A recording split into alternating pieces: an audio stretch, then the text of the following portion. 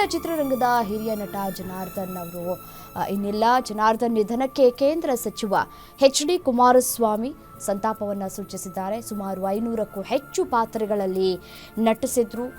ಜನಾರ್ದನ್ ಅವರ ನಿಧನದ ಸುದ್ದಿ ಕೇಳಿ ದುಃಖ ಆಯಿತು. ಜನಾರ್ದನ್ ಅವರು ಪ್ರತಿ ಪಾತ್ರಕ್ಕೂ ಜೀವವನ್ನು ತುಂಬುತ್ತಾ ಇದ್ರು.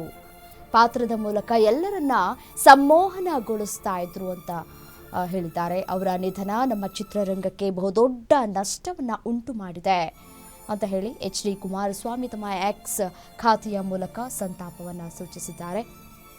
ಶ್ರೀಯುತರ ಆತ್ಮಕ್ಕೆ ಚಿರಶಾಂತಿ ಸಿಗಲಿ ಹಾಗೂ ಅವರ ಕುಟುಂಬಕ್ಕೆ ಈ ಒಂದು ದುಃಖವನ್ನು ಭರಿಸುವಂತಹ ಶಕ್ತಿಯನ್ನು ಭಗವಂತ ಕರುಣಿಸಲಿ ಅಂತ ಹೇಳಿ ಪ್ರಾರ್ಥನೆ ಮಾಡಿಕೊಂಡಿದ್ದಾರೆ.